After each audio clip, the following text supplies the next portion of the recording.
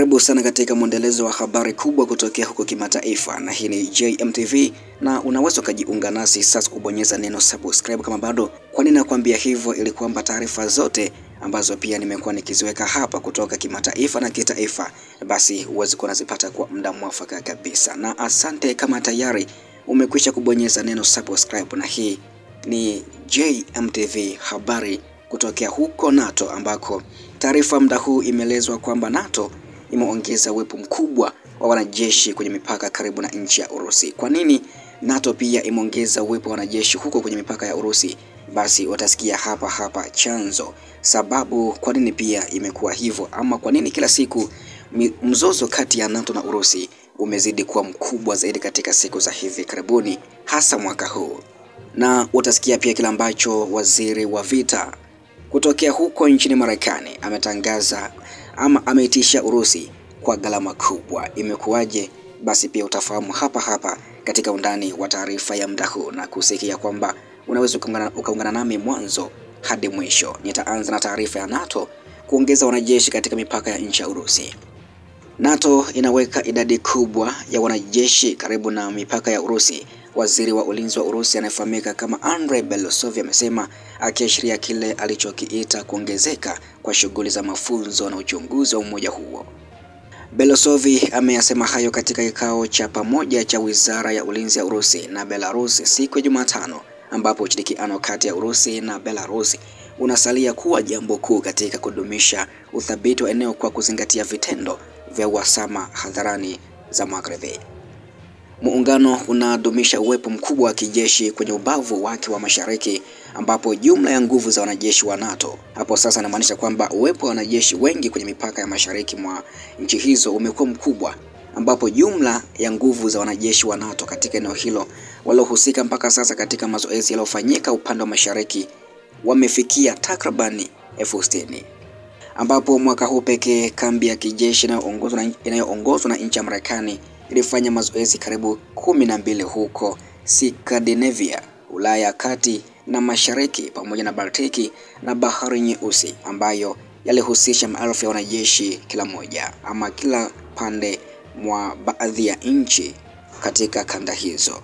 Msururu mmoja tu wa mazoezi uliopewa jina la Defender 25 ambao ulifanyika mwezi Mei na Juni mwaka huu ulihusisha jumla ya askari 25, huku vikosi hivyo viliwekwa kwenye mpaka wote wa mashariki wa kambi hiyo kutoka Norway kaskazini hadi Bulgaria na Ugiriki upande wa kusini, kama sehemu ya mazoezi ya awamu 3.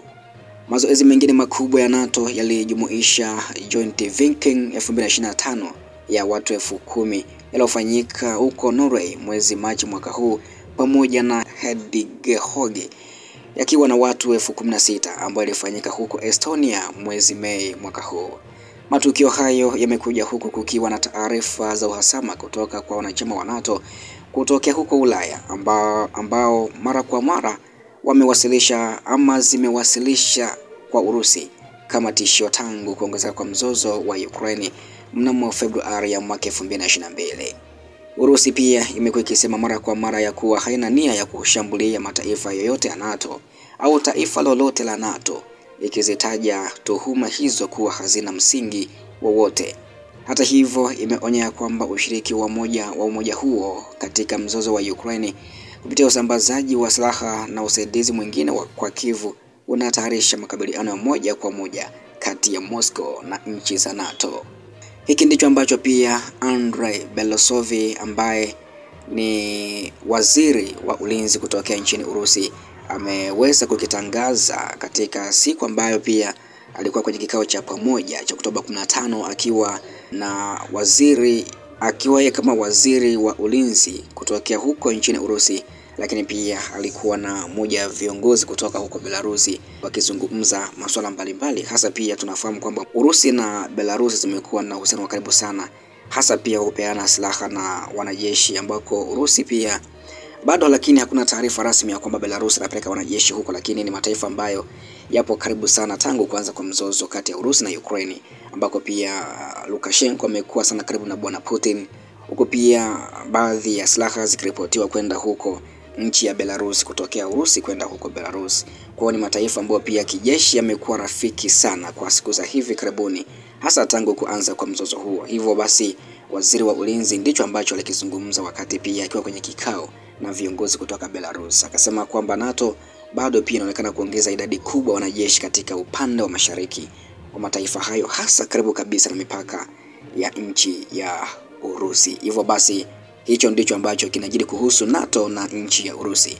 Lakini pia nikibakia hapo hapo kwenye mataifa ya NATO, naigusia nchi ya Marekani ambayo yenyewe kupitia waziri wake imetoa taarifa kama tamko la kutishia gharama kubwa kwa nchi ya Urusi, ambapo idara ya vita ile ambayo ilikuwa wizara ya ulinzi zamani, ambako Trump hivi karibuni pia ameibadilisha na kuwa wizara ya vita, imetangaza ya kuwa iko tayari kufanya sehemu yake na kutoza gharama kwa Urusi kuhusu mzozo wa Ukraine. Katibu huyo wa wizara hiyo Bwana Pete Hegseth amesema hayo au amezungumza hivyo kuhusu kauli hii akizungumza katika kambi ya kijeshi ya Ramstein siku ya Jumatano jana Oktoba 15 kabla ya mkutano wa nchi zinazoratibu uungaji mkono wa kijeshi kwa Ukraine.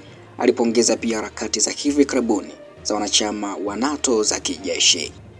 Alisema iwapo vita hivi havitaisha na ikiwa hakuna njia ya amani kwa muda mfupi, basi Marekani pamoja na washirika wake watachukua hatua zinazohitajika ili kuitoza Urusi gharama kubwa zaidi, Hegseth amesema. Na ikiwa ni lazima wachukue hatua hiyo, kwani idara ya vita ya Marekani iko tayari kufanya sehemu yake kwa njia ambazo Marekani pekee inaweza kufanya.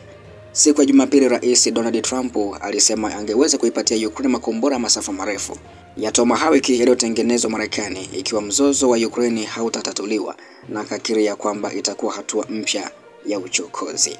Lahaja za masafa marefu za kombora hilo pia la cruise zinaweza kulenga shabaha hadi kilomita 2500 na hivyo kutishia mji mkuu wa Urusi na miji mingine. Ugavi wa makombora hayo kwa Ukraine ungewakilisha hatua mpya kuongezeka, kwa kuwa wanajeshi wa Marekani wangehusika moja kwa moja kuyatumia, Rais Putin alisema mapema kabisa mwezi wa 10. Na msemaji wa wizara ya mambo ya nje ya Urusi Maria Zakharova alisema Jumatano ya kwamba Volodymyr Zelensky wa Ukraine, yani rais wa Ukraine, alitaka kuwatumia Tomahawks kufanya mashambulizi mapya ya kigaidi dhidi ya Urusi yakilenga kuzidisha mzozo huo. Moscow imekuwa pia ikilaumu kusitishwa kwa mazungumzo ya moja kwa moja ya amani kati ya Urusi na Ukraine juu ya Kiev, ikisema ya kwamba haina nia ya suluhu iliyotiwa moyo na msaada wa kijeshi kutokea Magharibi. Urusi iko tayari kwa suluhu ya amani, lakini inaendelea na operation yake ya kijeshi kwa sababu ya ukosefu wa njia mbadala. Msemaji wa Kremlin Bwana Dmitry Peskov naye pia alidokeza hivyo kuhusu hicho ambacho kimeendelea kuzungumzwa kwa siku nyingi, hasa kwenye kutafuta suluhu ya vita hii ya Urusi na Ukraine ambayo imeanza muda mrefu tangu Februari ya mwaka 2022, na mpaka sasa pia licha Donald Trump na mataifa mengine kupaza sauti ya kuisha kwa mzozo, lakini bado imekuwa ngumu. Hivyo basi mwisho wa taarifa hii na kuahidi ya kwamba taarifa zote ambazo zinajili nitakuwa nakufahamisha hapa. Endelea kutufuatilia kila siku na kila wakati kwa taarifa zaidi.